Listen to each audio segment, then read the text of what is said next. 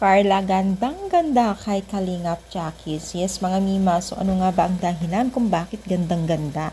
So bago natin papatuloy ang ating pag-support today's video, kung bago ka pa lang sa aking channel, please subscribe, like, and pakit na rin po natin guys ang notification bell upang ma-update po tayo tuwing ako po nag-upload patungkol sa Team Kalingap. And please support po natin ang buong Team Kalingap, lalong-lalo na po kila Kalingap Rab at Kuya Bat. So, alam niyo ba guys na itong si Carla ay tila gandang-ganda kay Kalingap Jackie. Dahil nga po ay itong picture na ito, no, talagang share ni Carla sa kanyang social media account na talagang kita naman natin ang ganda ni Kalingap Jackie dito. Siguro itong dalaga pa si Kalingap Jackie dito, no? Or ngayon, di ko lang sure.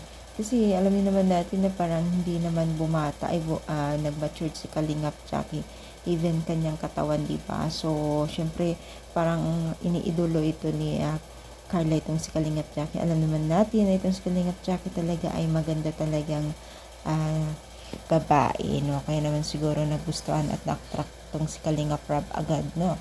So, syempre, nakaka-inspire po itong si Carla dahil alam mo ba yung sobrang na-appreciate niya yung bawat araw, oras na nagbibigay saya po ng Team Kalingap sa kanya at napakalaki na po ng pagbabago ng buhay po ni Carla mula nang natagpuan ng Team Kalingap.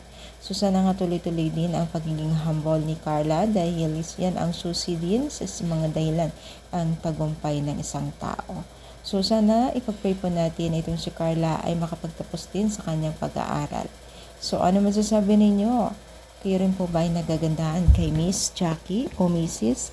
Comment lang, palike pa ating video. Thank you and God.